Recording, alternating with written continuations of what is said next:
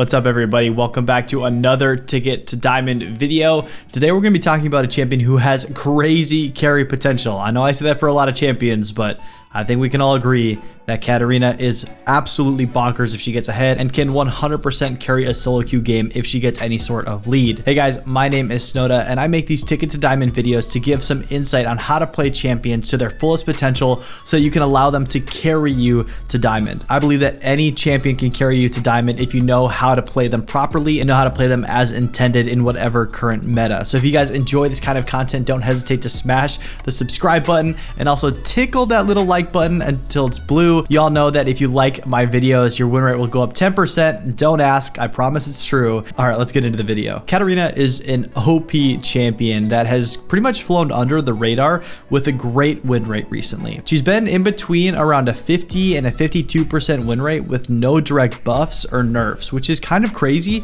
because Riot has to be very careful with champions like Katarina to make sure they are in a very stable position. I've even seen tweets from top league streamers and content creators complaining about how OP Katarina is at the top level and in the hands of those who know how to use her. So we're going to start with her weaknesses first and talk about her strengths and other ways to carry. Katarina is pretty weak against lockdown CC. Anything that's kind of a point and click stun like Twisted Fate or Galio or Morgana, anything that can lock her down for a couple of seconds and allow your team to burst her, she's super weak against champions like that. The reason for that is that Katarina relies on being incredibly mobile to do most of her damage. If she can't move around and get to her dagger, she's not going to be dishing out the damage from her passive and just all of her abilities in general to kill the people that she wants to kill. So if you want to counter her very easily, you have to make sure that you pick lockdown CC against her. Now I know I talk about crowd control being a weakness for a lot of champions and you're probably thinking, duh. But the point that I'm mentioning it is that you don't always want to lock in Katarina blind.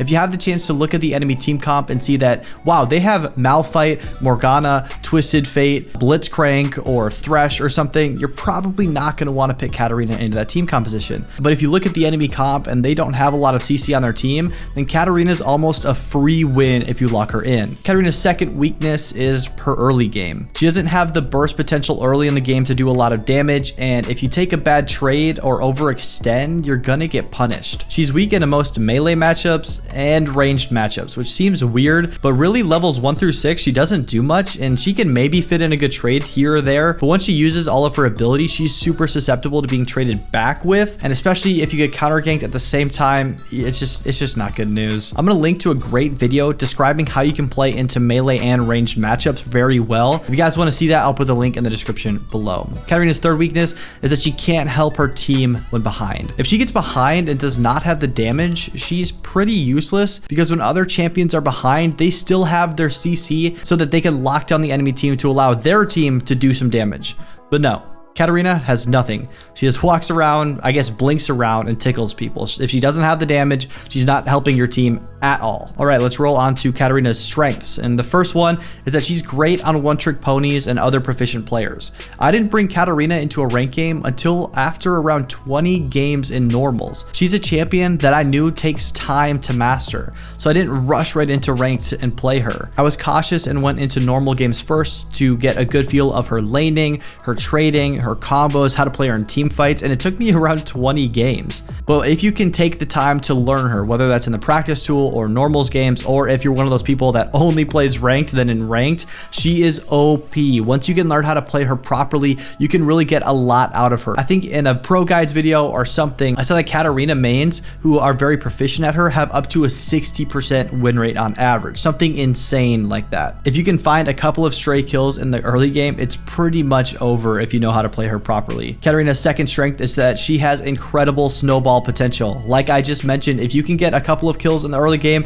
or kind of any time at all, you can snowball the game out of control. Even just a decent amount of farm and going even in lane can allow you to impact the game heavily. I see a lot of players trying to force stuff on Katarina, and I know I felt that pressure when I was playing her as well, but really all you have to do is go even and wait to clean up fights. Whether that's a random skirmish in the mid lane, or if you roam all the way down to bot lane and then finish up those kills, all it takes is a couple to really get you on the roll. Katarina's third strength is that she has a crazy one item spike. I mean that once she gets Gunblade, she is almost unstoppable, even if she doesn't build any more items. This item is perfect on her because of the active and the mixed damage and all the burst that it does. It's just a crazy item on Katarina. The active also allows her to land her blades way easier and really slow down an opponent and disorient them. Because of this and Gunblade being relatively expensive, I don't force anything in the early game. I focus on getting my farm, I focus on taking good trades, I focus on my back timings and going with my jungler and playing back when I'm on the weak side so that I can just kind of play passive so that once I get Gunblade, I can explode in team fights. I can explode in the 1v1. Whatever it is, just know that once you get your Gunblade, you are a different champion. All right, guys, now onto your 3 tips to carry your solo queue games. Number 1 is stay even in farm.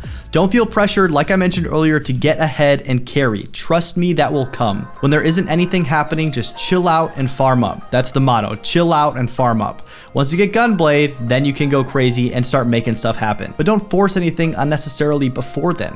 Don't go in for a 1v2. Don't go in for a 1v1 that you're not even sure you can win. Trust me, once you get Gunblade, you literally annihilate the other team. So just stay even in farm. And even if that means you go 0-0-0 until 20 minutes with even or up a couple CS, just know that you are still on track to help your team carry, because all it takes is that little edge that your opponents make a mistake, you take advantage of it, and then you explode on them with your gold lead and your XP advantage. The second step to carry is to not over roam. Everybody knows that Katarina is a roaming champion, but that doesn't mean you can overdo it.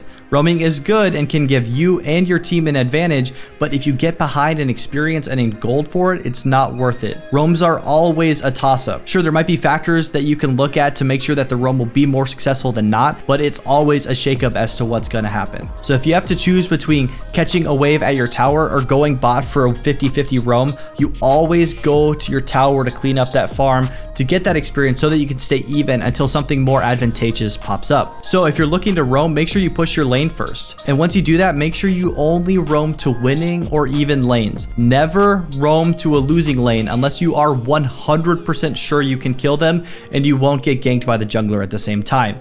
This is a great way to lose your lead and then end up losing the game. The third step to carry is to look for flanks and wait out CC in team fights. Katarina is great at cleaning up an entire team fight, so make sure you wait out your opponent's big crowd control before going in and dishing out all of your damage. If they don't have anything left to lock you down, then they have nothing to stop your insane damage. You can also look for flanks in team fights to sneak up on the enemy carries like the ADC or the mid laner to instantly swing the fight in your favor. All right, guys, I'm gonna throw up the skill order right here. I'm gonna throw up the runes right here, and I'm going to throw up a standard build. If you guys have any other questions, go ahead and leave them down in the comments below and let me know what I missed. I'm trying to make these short and informational, so if there's something that you would add or take away or even just exchange, go ahead and let me know in the comments below. I'd love to interact with you guys there. And as always, guys, this has been Snowda. Thank you so much for watching, and I will see you in the next video.